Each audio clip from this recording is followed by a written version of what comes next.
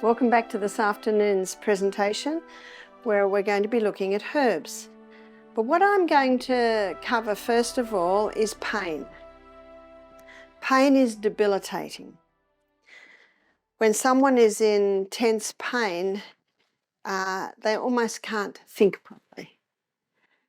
And so what we need to find out is why the pain is there. That's the first thing to ask when someone is in pain. Why is the pain there? And the sort of questions that you would first ask is, has anything ever happened to that area? And I'm going to use an illustration that we experienced this morning. And one of our dear sisters said that she'd had so much pain in her knee last night that she was actually walking in the forest. She was crying. She had so much pain. And do you know that early this morning when I was praying to God with my divine appointment with the master healer, with the greatest physician the world has ever known, I felt impressed to speak on pain. So isn't that interesting that our dear sister had that pain? And so this morning we went and saw where was the pain. It was in her knee. So the next question is, anything ever happened to that knee? Oh dear. Lots has happened to that knee. And I won't go into fine details, but a very serious car accident where our dear sister was, I think, the only one to survive. It was such a severe accident. And she was only 15 at the time. But there was some very major damage to the point where that knee has had 13 operations. Am I right? It's about 13 operations. Whoa, there's a lot happening in that knee. And now it is very, very sore. So then why would it have been so sore last night? And then we talk about maybe the fact that our dear sister has been sitting all day and usually she moves around a bit. Well, wouldn't it be better for her knee, the fact that it got a rest? Well, sometimes it can be that because there's not a lot of movement happening, there's not a lot of blood and lymph going through the knee that would usually be going through the knee. See, there's a time to rest and there's a time to work the leg. And this is something that is very important to understand, is that when someone's healing, there is a time to rest, but there is a time to work it, because what's the healer? The healer in the human body is the life of the flesh, and that is the blood. And so movement encourages movement of blood in and out of that area.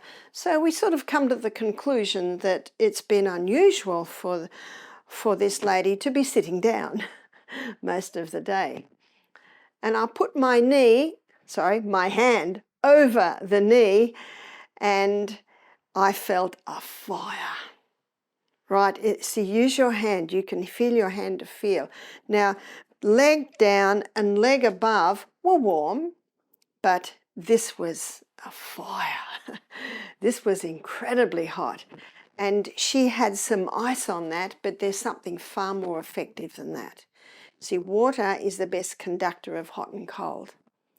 And I read about this simple remedy. They say it's one of the first hydrotherapy remedies that was ever done. And it's a bowl of cold water with 2 washers, or you might call them face cloths. Wring it out and put it over the knee. It'll warm up quite quickly, and then you turn it over. And then as soon as that warms up, you get the other one. And when that face cloth warms up, where's the heat coming from? The knee. The knee. Most pain is due to inflammation. Not all pain, but most pain is due to inflammation. So the number one thing you've got to do is get that inflammation down. And so the beauty of those cold, wet cloths is it's pulling the heat out. And so we did that for half an hour. And I would like to suggest, and you can correct me if I'm wrong, would your pain have been 8 out of 10 when I came to you this morning? 8 out of 10? 8 out of 10? Yeah, 8 out of 10. Now that's pretty bad. And we could also tell, when someone's in that much pain, the body tenses against it. So you can often see that. And so as we put the cold cloths on, that was beginning to bring a little bit of relief. Not a lot at first, a little bit of relief. And then the emotions came out. And then the emotions of everything that happened around that knee. In the pain it can bring back to the memory, the pain of the loss, the situation around it. So then, as medical missionaries, that's when we comfort. That's when we hug. In Ecclesiastes 3, it says, in verse 5, it says, a time to cast away stones and a time to gather stones together, a time to embrace and a time to refrain from embracing. This was a time to embrace. And so then that is dealt with. And then she had some warm sisters around her who were joining in with her grief there. And we continued with the hot and colds.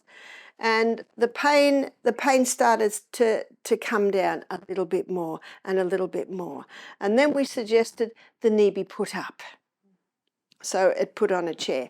And then in the break, which was probably about an hour later, we did a grated ginger poultice. Remember, ginger's for joints. So we did a grated ginger poultice and we laid it on that area on the knee and asked God to bless it. Unfortunately, while my eyes were closed in prayer, I didn't realise that I was holding the leg in a position that was uncomfortable. If I'd been awake, I might have quickly adjusted it, but she smiled and we got that right. Okay, a couple of hours later, we're all going for our morning swim after our lecture down in the creek. And I said, it would be good for you to come. And she gladly came because she loves swimming. And she was laughing. What does the laughing tell you? The pain has come right down, right down. And I took the poultice off and encouraged her to dive in the cool water. And she came out of the cool water, oh, so happy because she loves swimming. And on our way back, she said 3 out of 10. 3 out of 10. And we could just about tell that by body language. Now, can you see this is not happening very quick? But what we've got there is a very chronic problem. And our sister felt a little bit bad that she was the attention of it. She centre of attention there, but I said, this is very good. This is very good for the students. Very good for the students. And I also said, I am so glad this happened here because now you know what to do when you go home. It's those cold cloths. How simple is that? So if there's no ice, and by the way, in that situation, the cold cloths are better because the water from those cold cloths is taking the inflammation out of that knee. Such a simple treatment. And so tonight, and we do hope it doesn't happen tonight, but tonight she knows exactly what to do. It usually takes about half an hour before the fire that almost felt like a volcano in the middle of that knee, before it comes down. So that's something to remember in pain, that pain is often due to inflammation, not always. And that's why, remember, the first thing you do is you investigate. Whenever there's a problem, you investigate the cause. And that's what you'll find. There's often an old injury. And of course you can't change that, but it explains why this is happening. And the more chronic the situation, sometimes the longer it takes to actually respond because it is so chronic. But we got a very beautiful response from that. So it's a very simple situation and quite a serious one. You will not meet many people with such a serious injury. And when you've got a medical missionary who's got such injuries, do you know that's a perfect medical missionary? Because that medical missionary has history and experience that she can share. And what you'll also find is that many will listen because they know what you have been through. And as I said to our dear sister, it is a miracle that you are alive. And it is a miracle that you can walk. You know, it's all what you compare it to. And now she has a very powerful story to share. And it says in Revelation chapter 12, and I think it's about verse 11, and they overcame him by the blood of the Lamb and the word of the testimony. So your testimony, you don't need a lot of qualifications for that. This has really helped me. This made a huge difference for me. So often when people are experiencing pain, they said to me, have you got a natural painkiller? Because we are so used to taking a drug to kill the pain that many people just want the herb to kill the pain. But that's not how natural medicine works. What natural medicine does is they investigate why that pain is there. And I mentioned yesterday there is a herb that has quite a dramatic analgesic, and an analgesic basically is a painkiller, and that is cayenne pepper. But I didn't even think of cayenne pepper in this case because I knew that all we had to do was get the fire out of that knee and the pain would go down. And I mentioned it about the man who got his hand caught in a roller. Oh, that was very painful. And so it's waiting for that to begin to heal. Ice can also kill pain. I have had people, and you see, not always, because what you do is you see the response. So remember, we're looking at history, and this is when you investigate. We're looking at history, we're looking at symptoms, and we're looking at response.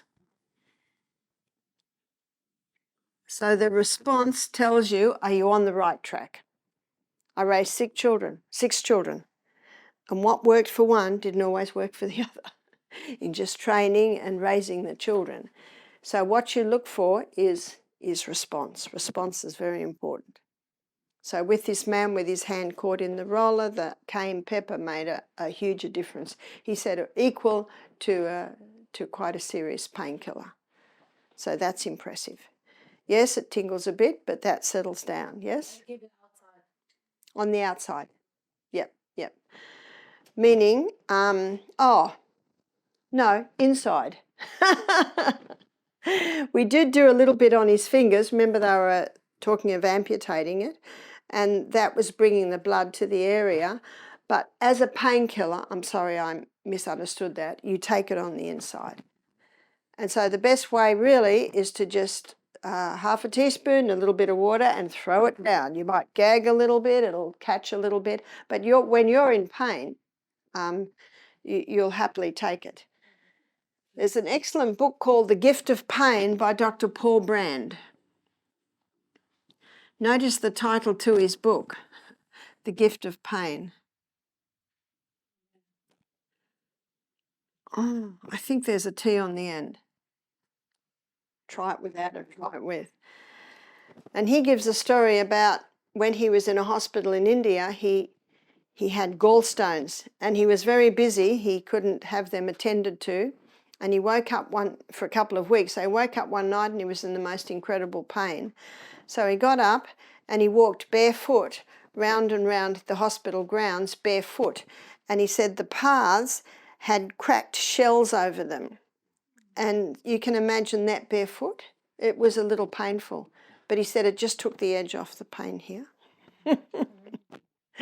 He said it just shifted his mind. And he said, I often wonder what anyone would think seeing the head surgeon walking round in his pyjamas barefoot in the middle of the night round the paths that had the cracked up shells on them. But he said by the time he got back, the pain had come from 8 out of 10 pain down to about 5 out of 10 pain, and he could get to sleep. And one writer said it like this, do you know what an aspirin is? He said it's like you're walking along and you pick up a stick and you get a splinter in there and it really hurts, and you're going along and then you kick your toe. And that hurts even more. You don't even feel hardly the splinter anymore. That often, especially aspirin, causes a stomach bleed for it to be absorbed. And he explained it that, the pain in there, and you don't actually feel the pain, but it's a reaction to the body to ease the other pain. I also talked this morning about your natural painkiller that is released in your brain in the night season between the hours of the moment. It's summer, so it's 10 and 3. And exercising in the day to release the waste from using your natural painkiller, so you've got another dose at night. Also being well hydrated. If you're in pain, it can intensify if you're dehydrated. So that's coming back also to the 8 laws of health. So is there a natural painkiller? Probably the closest is cayenne pepper. Yes? Is it possible to overdo the cayenne pepper? Is it possible to overdo the cayenne pepper? In his book, Jethro Kloss's book, Back to Eden, I think I mentioned earlier, he devotes half a page to every herb and 10 pages to cayenne pepper. And he quotes a couple of doctors in his article that use cayenne pepper. And one of them stated it's impossible to abuse cayenne pepper. Yeah. I don't know anyone that's interested in drinking half a cup of cayenne pepper. And also, if a huge amount is taken, the next day when you go to the toilet, I think you feel it a little at the other end. So, you know, I think it is something that it would be hard to overdo the cayenne pepper. So it's not an irritant to the stomach lining? No, it's not. No, it's not. One doctor said it's impossible to abuse cayenne pepper. The other doctor said it will never cause a lesion. In other words, it will not irritate. Now, it feels like it is only because it's a massive blood mover, and that blood mover gives an awakening to the nerves. And that's the tingling that you feel. Whereas black pepper is an irritant to the lining of the gastrointestinal tract. Chili is an irritant to the lining of the gastrointestinal tract. Mustard is an irritant to the lining of the gastrointestinal tract. So it's important to know what are irritants and what aren't. Ellen White says that we shouldn't be using spices. And then some people think that she means we shouldn't be using ginger, we shouldn't be using cayenne pepper. And that's where it's important to have a look at what these herbs contain and what their actions are, on the body. And some people see that cayenne pepper is a stimulant, but it's not a nervous system stimulant, it's a blood stimulant.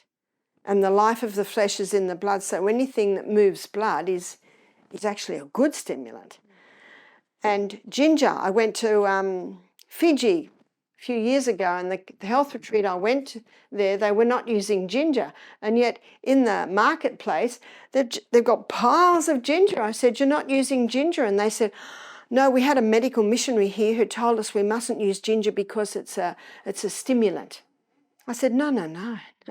Then when it's time to study the herb and study its actions, ginger does warm, but ginger only warms if there's inflammation in the area, and it has an effect to pull that inflammation out.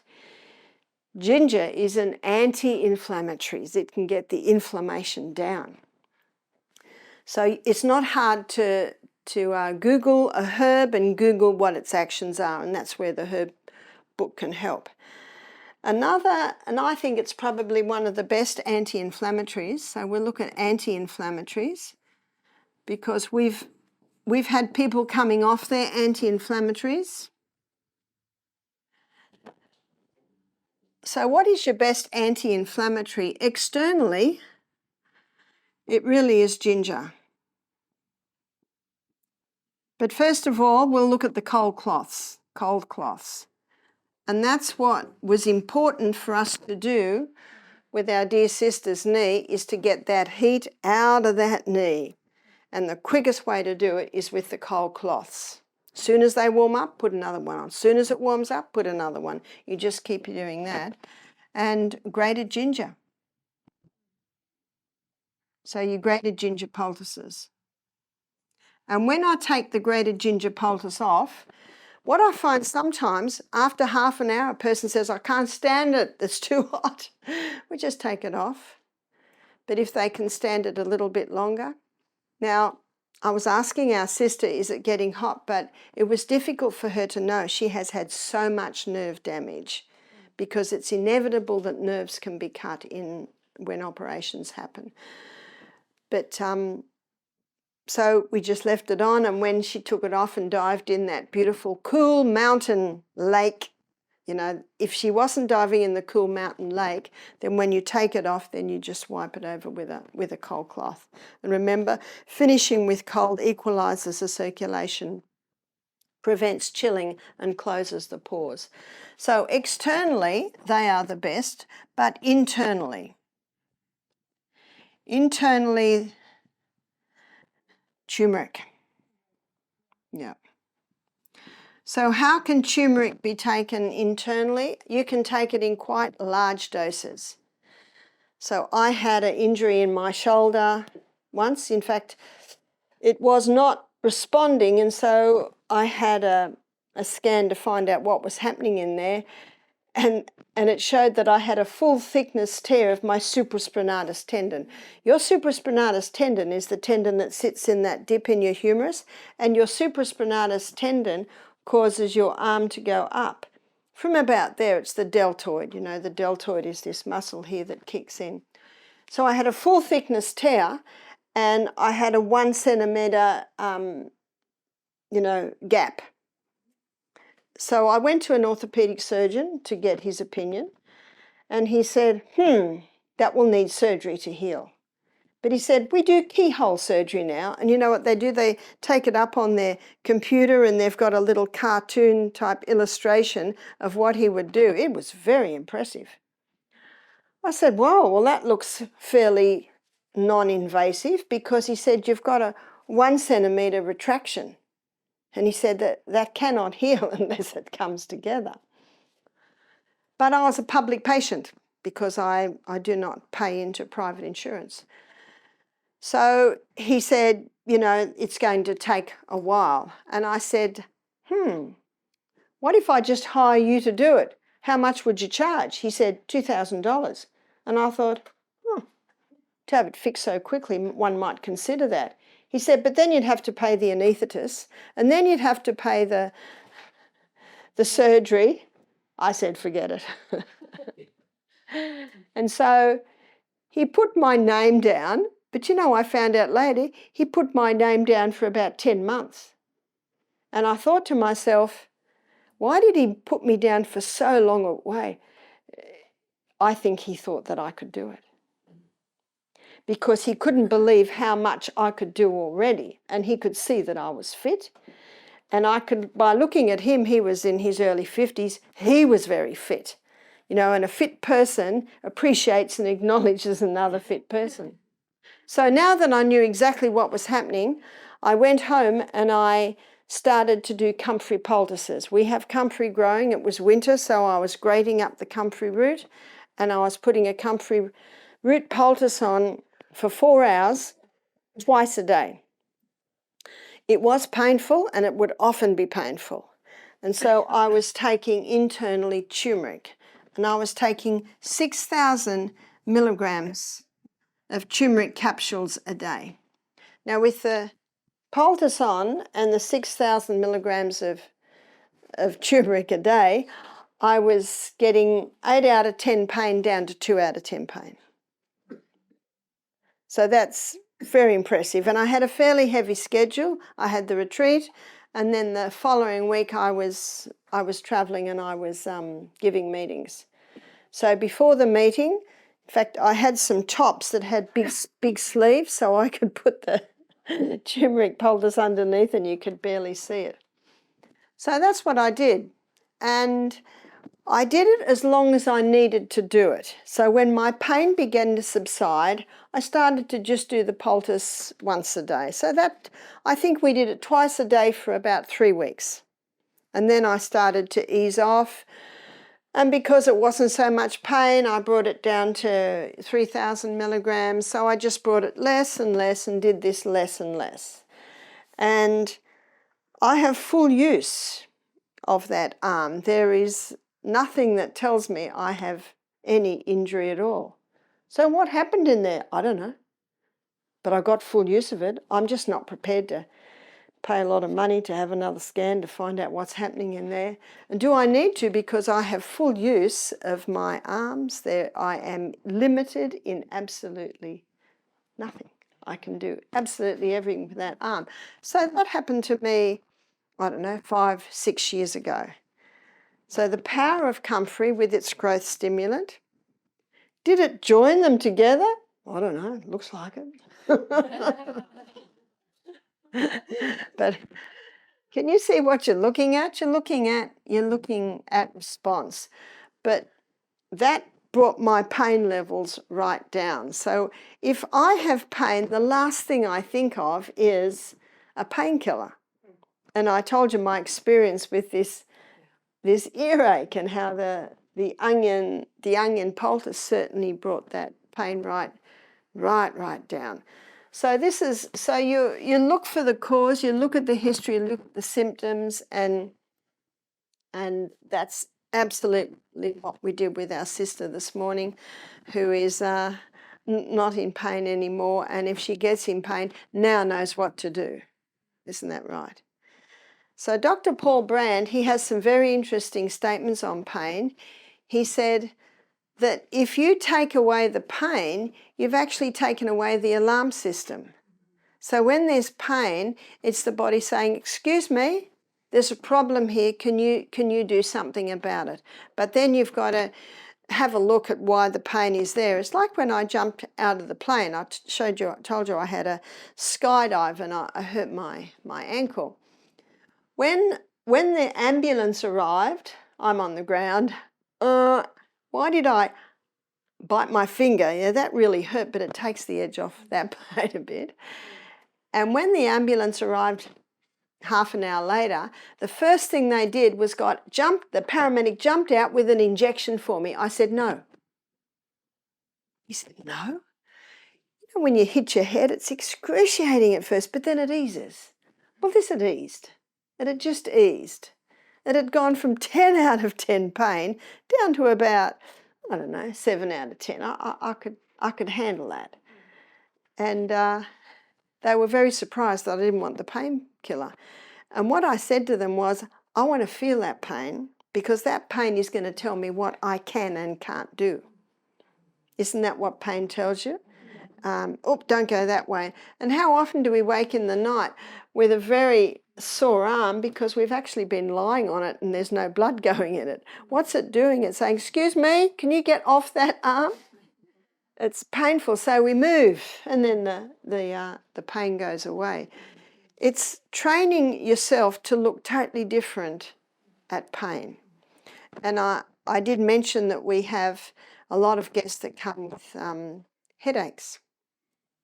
And it's usually because they're coming off caffeine. So there is going to be a bit of a headache. But that's where the hot foot bath can really help. And why you put feet in hot water when the person's got a headache is that the feet are a reflex for abdomen, chest and head. And so when the feet go in hot water, the congestion that is in the head is pulled down to the feet. And often cold water here, you just ask the person, does that feel good? No. What about cold here? Yeah, that feels better. You see, you're looking for your response. And also massaging the shoulders and relaxing the shoulders can certainly help. If the person has headaches quite often, one would have a look. So you're investigating when. And sometimes ladies have headaches at period time. Now that immediately indicates they've got a hormonal imbalance. And sometimes when people say they've got migraines, I say, when did they start? And they started at the age of 13. Well, what happens at the age of 13? That's when menstruation usually begins. So that's another sign.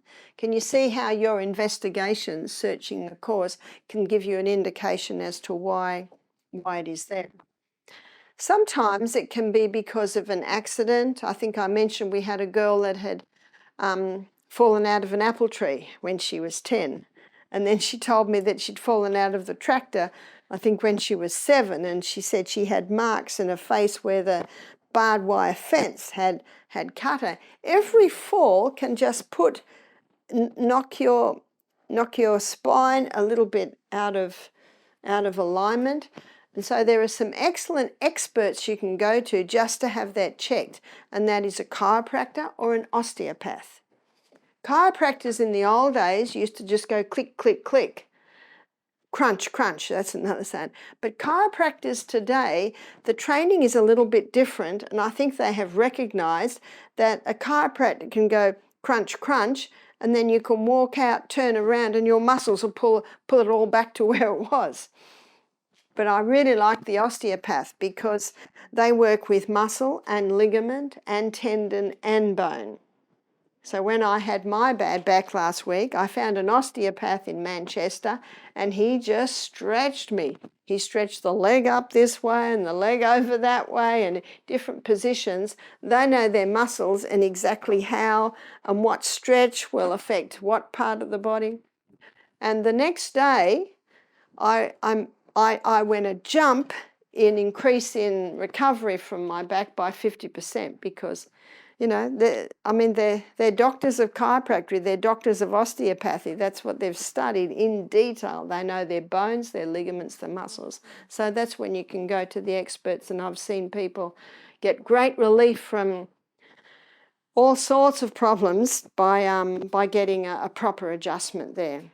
And I know our sister told us that after childbirth, her pelvis was a little bit out, and it can be put in place by that. So again, you look at the response. My husband tells a story about his mother who often used to get headaches.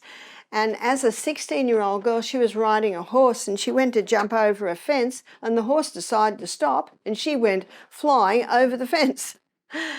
And, you know, the dear lady has passed now, so we're looking at probably 50 years ago. And my husband says that when he was a little boy, she had 5 children, she often used to have headaches, and he said he can remember visiting her in a mental institution from time to time. But as a little boy, he really doesn't know what all that was about. But a chiropractor came to town, and this would have been about in the 1980s. So she went to visit the chiropractor.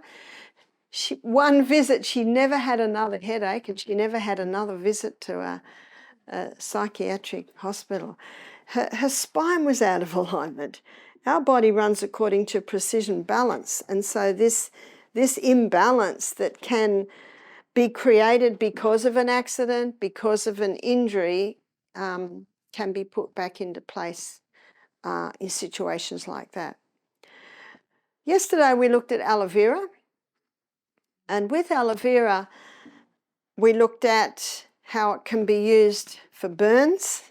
And do you remember what you've got to keep in place with the aloe vera? The skin. In fact, I just got a text from a lady who's got very bad eczema on her legs, very bad, and she said she puts castor oil on it, but when she takes it off, it's stuck to the edges and it pulls the skin off. Oh. I said, can you go and buy some aloe vera? Cut the spikes off, keep the skin in place, and wrap that on your leg.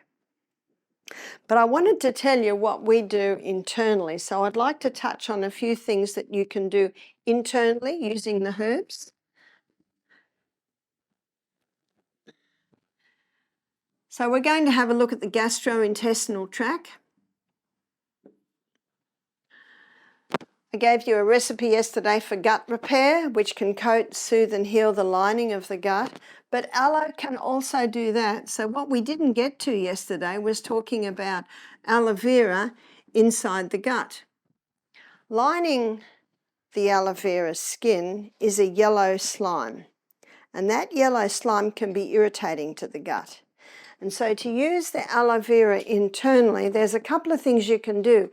You can scrape the clear gel out of it and leave the yellow slime, which is right next to the skin.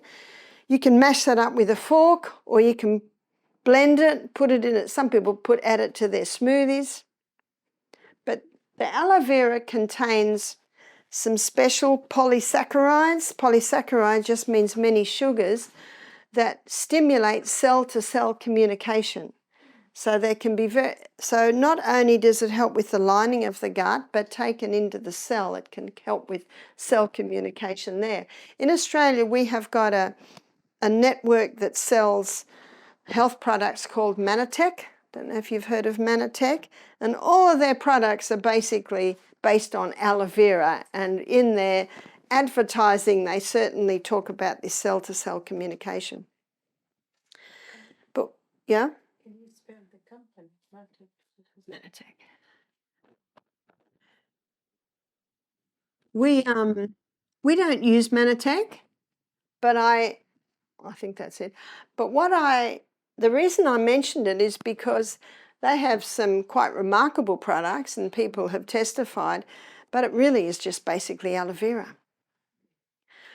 We have a lot of aloe vera at Misty Mountain Health Retreat. I wouldn't be surprised if we have 10,000 plants. I haven't taken the time to count them, but they have really got out of control. Here in the Northern Hemisphere, your southern wall is your sunny wall, is that right? So down the bottom, our sun wall is our northern wall. And I put aloe vera in different spots, but didn't do very well. And then on the western wall, I think no matter where you are, the sun sets in the west, doesn't it? Yeah. So on our western wall, I planted a few plants, and within a couple of months, they had just multiplied. And now we have thousands of plants. So what we do is the staff cut 2 or 3 big leaves about this long in the afternoon, like 4 o'clock. They take them inside and they put them in a glass jar or glass cup, and in 1 hour all the yellow slime drains out. So the yellow slime drains out, and you can see it in the bottom of the jar in a lump of yellow. Some of our staff like to put a little bit of water in and put it in. So after 1 hour, the yellow slime has drained out, and then they wash it, just cut the bottom off, and then slice so if your aloe vera is like this, you slice it this way. And I would say at an estimate, you've got 3 big leaves, and we cut that up and put it in 2 litres of water. And so through the water is floating all the little strips of aloe vera. And we let that sit overnight. And in the morning, the first thing our guests have is aloe water with a squeeze of lemon. So our exercise coordinator, who does the morning wake up and gives the morning drinks, he strains it, and everyone's got a glass of aloe water. What does that aloe water do? That aloe water contains vitamin B12, because vitamin B12 is an airborne bacteria. That aloe has a natural probiotic in it. And that aloe, with its, I don't know how else to say it, but slime. Now the water, because it sat in the water all night, is a little thick. So that's coating and soothing the first drink that goes down in the morning. So what we do then is, once Howard's drained all the water out, then we fill the jar up with water again. And then we pour that water with the little bits of aloe in it into 2 jugs, and we put, half a dozen mint leaves in, and all through the day the guests drink that. They drink that. And especially those that have any inflammation in their gastrointestinal tract, that aloe water is very, very soothing. The next day we discard that and we have our next batch. So every afternoon at 4 o'clock, whoever's on duty in the health centre, they cut the leaves, they let them sit for an hour, and they drink that aloe through the day. It's not an exciting taste. You wouldn't say it was a terribly pleasant taste, and that's why I put the mint leaves in. But the mint leaves are enough to mask it a little bit, and in the morning when they have their warm lemon water, the lemon is enough to mask it. So that's how you can use the aloe vera in the gastrointestinal tract. There's a question. When you put the leaves, the first time you put them in a glass so that the yellow Drains out, it came out by itself. It just drains out, The leaf was intact. That's right. But it drains out. Yeah, it's the bitter part, and that's the irritating part. And afterwards you put the water in. So after that, we wash it. We wash all the yellow slime away, and then we cut it up and put it in fresh water. With the skin. Yeah. Yeah, it actually looks very pretty, these little slices. Are these plants winter hard? We get frost, and at the moment in Australia in the morning it's 0 Celsius in the morning. So, but they're happy because they're on the western wall and they're on the wall, and you know that the frost doesn't come right up to the house. The frost is usually a little bit back. So your plants that are right next to the house. So I know that you get snow here, but you have your plants in pots and have them, I imagine, inside in sunny spots in the winter time. All you have to do is find someone with aloe vera and get some of the little pups. You know, they call the little new ones pups. Is that what you call them? The new little shoots, because they just multiply, especially if you give them the right condition. Yes, for the string, do you use the old leaves or the new leaves? Usually the new ones, the nice developed ones, and it's barbadenses.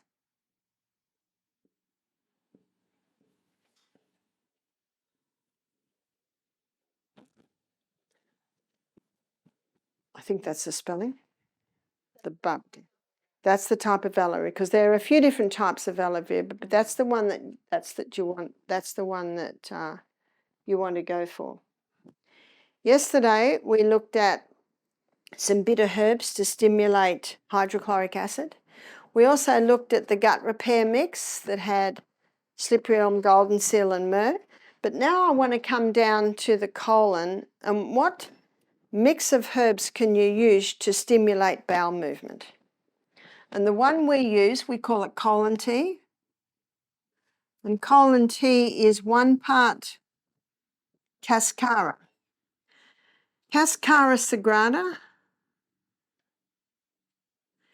If you only use cascara sagrada, it can cause cramping. It's very, very strong. It's incredibly bitter. So we use 2 parts liquorice. Liquorice is a very sweet herb, and licorice is a little bit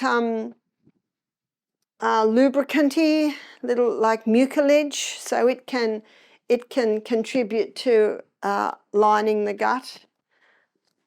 And 3 part buckthorn. Buckthorn is a relative of Cascara sagrada. So what we've got with Cascara sagrada and buckthorn, we have bark. So these 2 are bark, whereas the licorice is a root. So students, can you remember how you prepare the bark? You have to boil it, yeah, gentle simmer. So the rule of thumb is, you remember the rule of thumb is 1 teaspoon of the dried herb to 1 cup of water.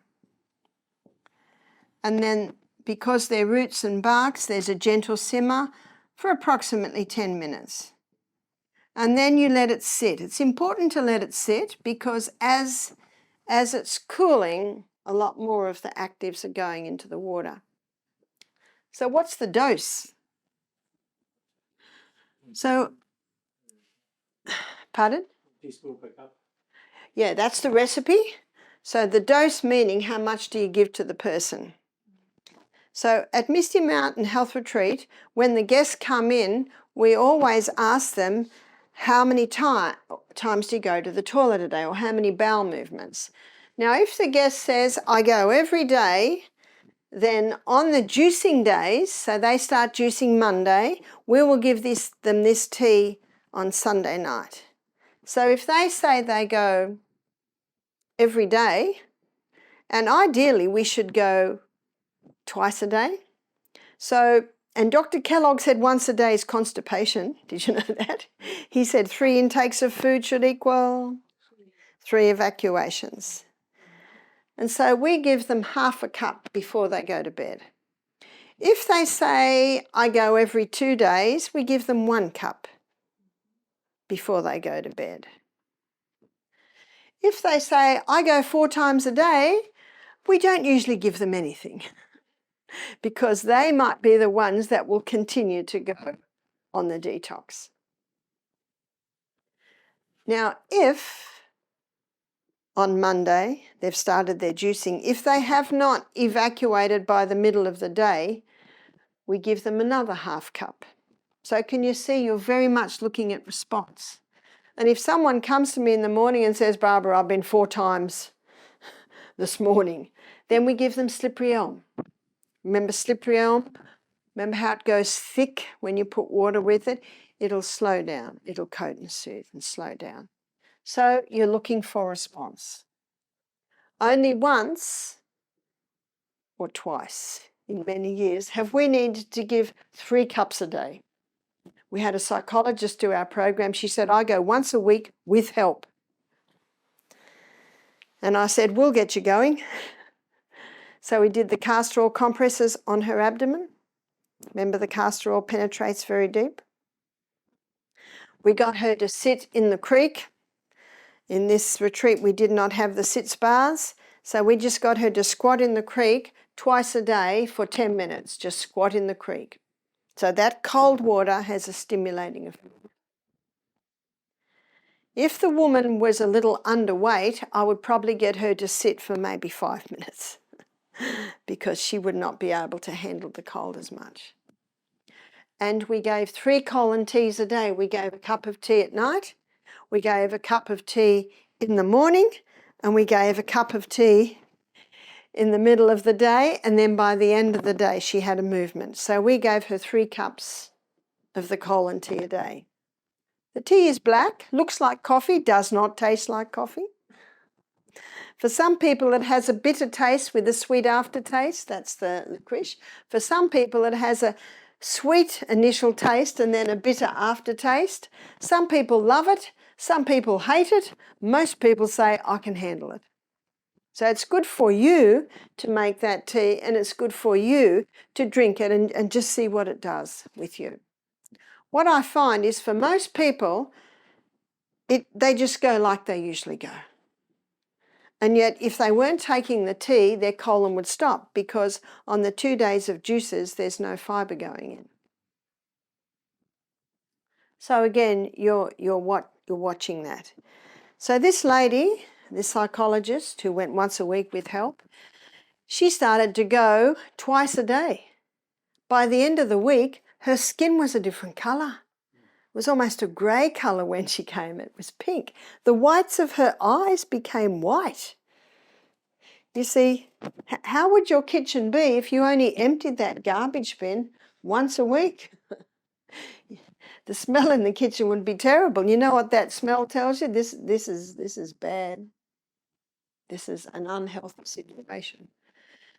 So she went home a very happy lady. She went home armed with the tea, the castor oil for her compresses. She'd made a drastic lifestyle change. She started to drink more water. She'd detoxed off her caffeines. So she was so excited about the results, about how she felt. She said, my mind is so clear. She said, maybe this is the problem with most of my patients.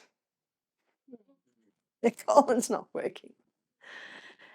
And so as she implemented the true remedies, as well as taking the tea, she gave me feedback. She told me this 5 months later. She said, I kept taking 3 cups a day and I went twice a day. She said, after 6 weeks, I started going 4 times a day.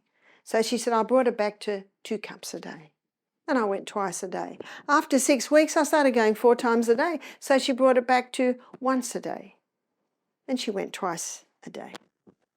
After 6 weeks, she started going 4 times a day, so she stopped the tea. Isn't that incredible?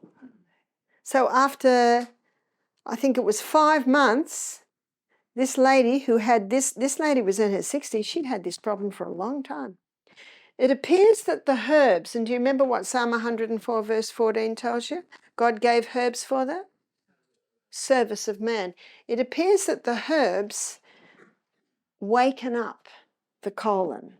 They actually teach it how to work again. So the herbs gently restore and revive colon function. I don't know anything that will do that. I've met people that have been on laxatives for 20 years.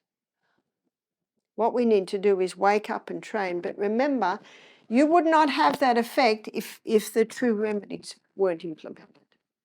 Because a lot of people have constipation because of dehydration, because of a refined diet, because of stress, you know, a whole lot of different things. And sometimes they could have, you know, maybe as a child they could have been punished if they went to the toilet when they shouldn't, and sometimes that can affect their colon habits as they get older. I homeschooled my children, and what I noticed is after every meal, because our toilet, because we lived in a rainforest, no electricity, our toilet was in Australia, have you heard of the long drop?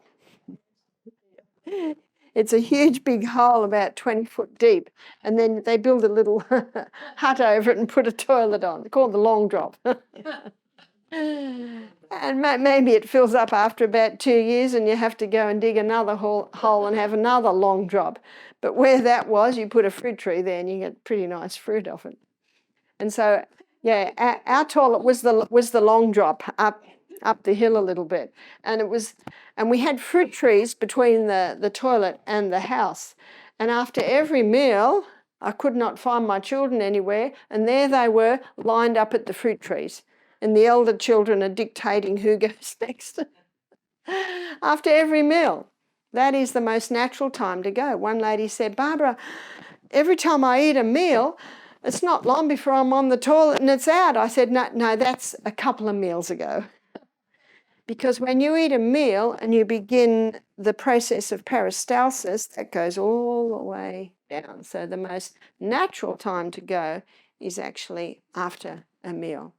But so many people have so many bad habits of lifetimes that, you know, not everyone actually goes according to what the body was originally planned to do.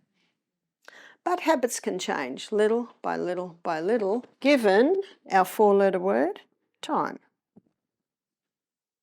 So I was very appreciative of that lady giving me feedback that showed how these herbs gently revived and restored her colon function. Aloe vera can be used for irritable bowel, and aloe vera can be used for Crohn's disease, and aloe vera can also be used for constipation, so for all problems in the gastrointestinal tract. Now, what the slippery elm contains and what the aloe vera contains, they're rich in slimy mucilage. And the inside of your gastrointestinal tract is just like the inside of your lip there. It's like a mucousy covering. So it's rich in slimy mucilage, and that's why they are so good for the gastrointestinal tract. Mucilage.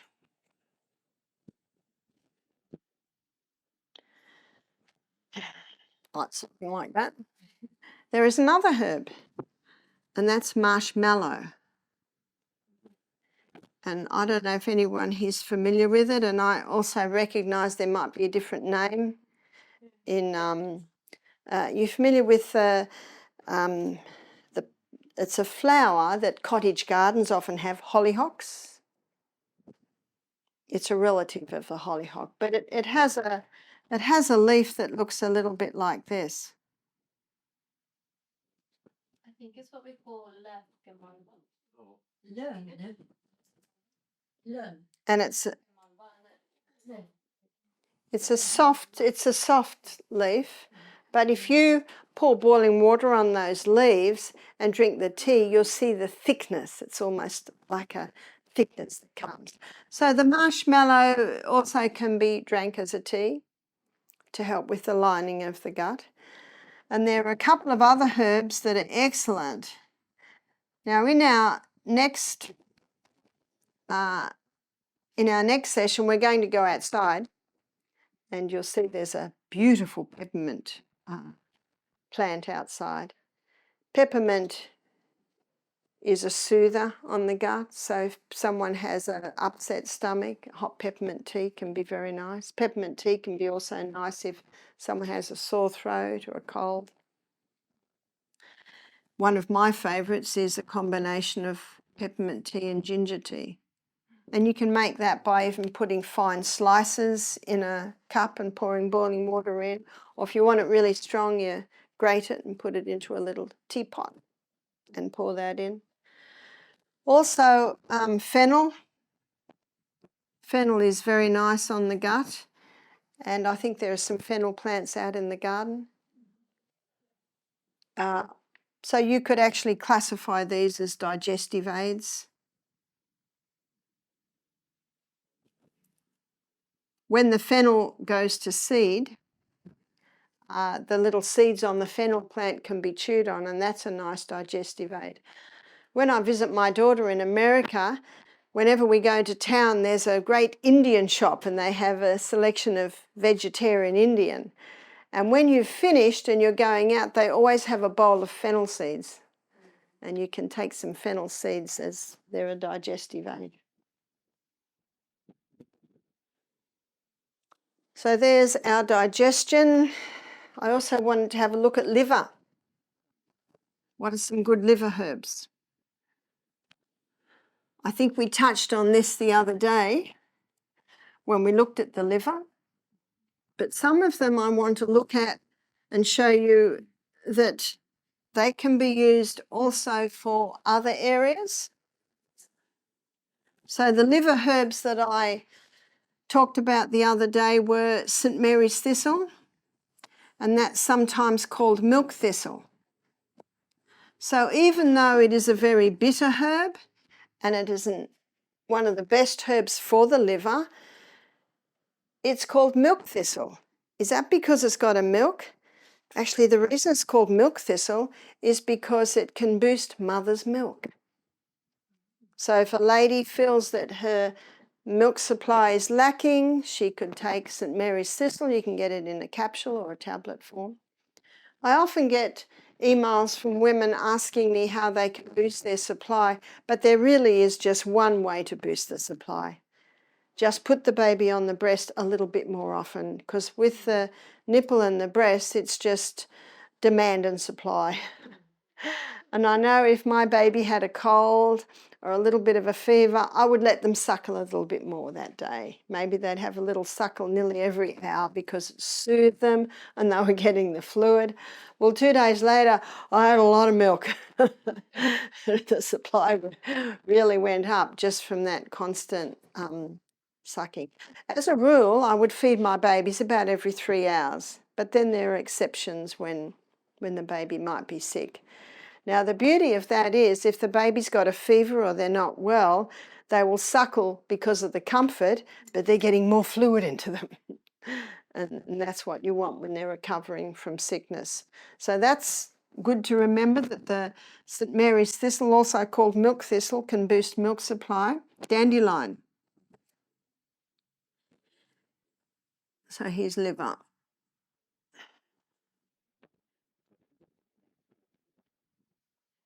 Dandelion also is very beneficial for the kidneys.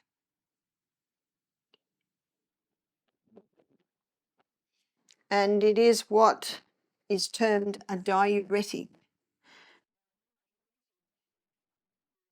a substance that will stimulate the kidneys to let go more urine to help with swelling of the legs. So whenever there's swelling in the legs, if the person goes to the doctor will put them on a diuretic. So we had a man come, yes? Would you, as a tea or even more? You can drink it as a tea, but most people don't like the tea because it's not very pleasant. So you could take it in a tincture form, or you could take it, we have made it into a tincture form by the dried root. You could take it in a tablet form, a capsule form. With the bitter herbs, sometimes it's a good idea to do that because it's not a pleasant tea. And what I have discovered at the health retreat is people, as a rule, are used to sweet drinks. They are not used to bitter drinks. And so when they're very, very bitter, to have it in a tincture form, and in a tincture form is easier for them to take because it's in a glycerin tincture, and vegetable glycerin is a sweet, makes it fairly sweet. So we had a 92-year-old man come and do our program, and he was on a diuretic along with a lot of other medications. And I said to him, if you would like to try, I can give you dandelion tincture 3 times a day instead of your diuretic. Would you like to try that? He said, yes, I would. He said, I would like to ease off some of my medication. And the next day he said, that dandelion is more effective than the medical diuretic I've been taking. So that's also good to remember. So dandelion is good for the kidneys. Some specifics for the kidneys are celery. So celery can be taken as celery seed. You can even get celery seed tablets or capsules. Juicing celery. Celery juice isn't very exciting by itself, but you could have half celery, half carrot, and that's quite pleasant. And parsley. Parsley is also an excellent kidney herb. So if someone has kidney problems, they could include celery and parsley into their food every day. It's not hard to chop up parsley and put it on everything. And then you've got dishes like tabbouleh, which is a huge amount of parsley, very finely chopped. So the other kidney herb is gentian. These 3 are very bitter herbs.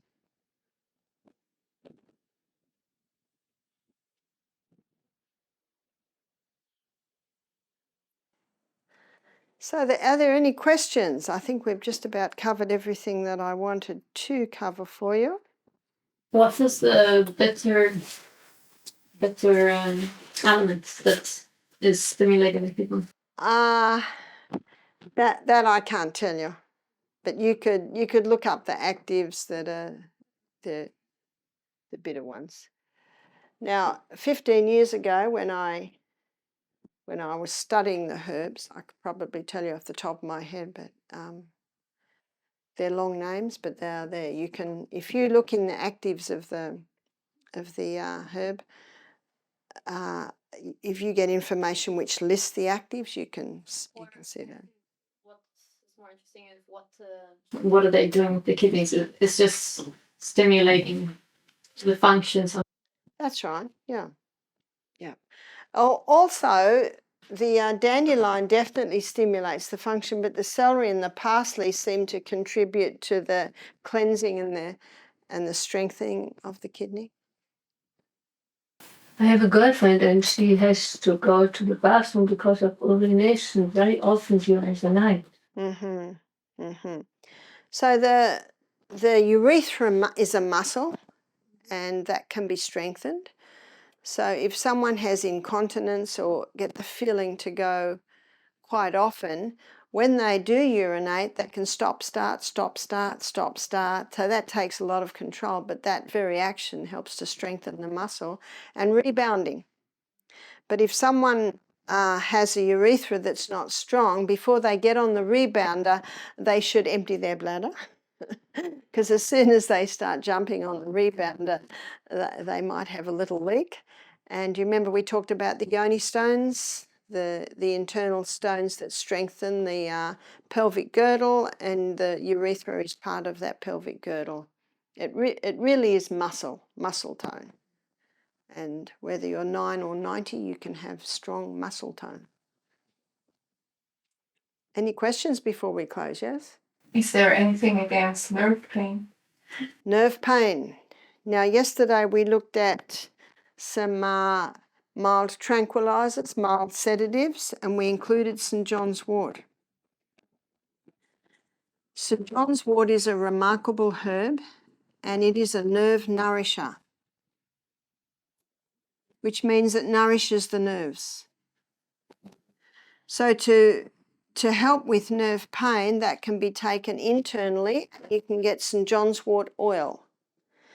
Now, if you ever make St. John's wort oil, what you do is you collect the buds in spring.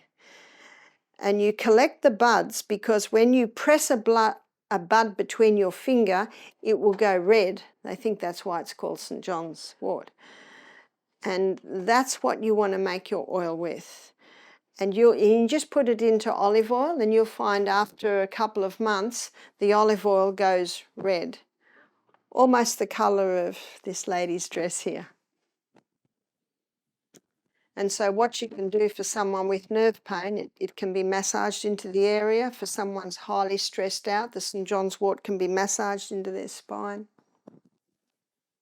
And it can be taken by mouth too, the St. John's wort. You're probably best to get it in a tablet form, and then you can get it in a concentrated form. But it is very difficult. I have met people who, you know, have had terrible nerve pain after surgery, and that's very difficult. The hot and colds, getting the blood supply. Remember, your blood supply to the area feeds your nerves, because the blood has the oxygen, it has the water, it has the nutrient, takes away waste. So you're hot and colds, but you're looking for response. You're always looking for response. When you see the response, when you see the shoulders relax and you see a person looking relaxed, you know straight away you've got a good response there. Would it even help with severed nerves, like in the case of Irene? Yeah, it may do. It's worth a try. It's certainly worth a try. Something I didn't mention yesterday about comfrey. I have read this. I even had a lady tell me this once. And that is that if you apply comfrey to any area, a comfrey poultice where there are spare parts, and what I mean by spare parts is screws or, you know, it can pull them out. And this lady told me that it bent the screw on her brother's leg. Well, our dear sister this morning had many plates and screws from all the operations she's had. And she said, you know, the strange thing is those screws and plates just came out. Obviously, they didn't just come out, but little by little they made their way out. And her doctor said he had never seen such a thing. And I said, what had you been applying? And she said, comfrey. So comfrey has pulled it out. Would castor oil do that also? No, it's only comfrey that I know that does that. So castor oil rather disintegrates. Yes, it penetrates in and it'll cleanse the area and it'll cause a breakdown of any unnatural formation in the body, meaning that something that the body's grown, like your tumours or your bone spurs or calcified deposits or fibroids or cysts, that's what it can break down.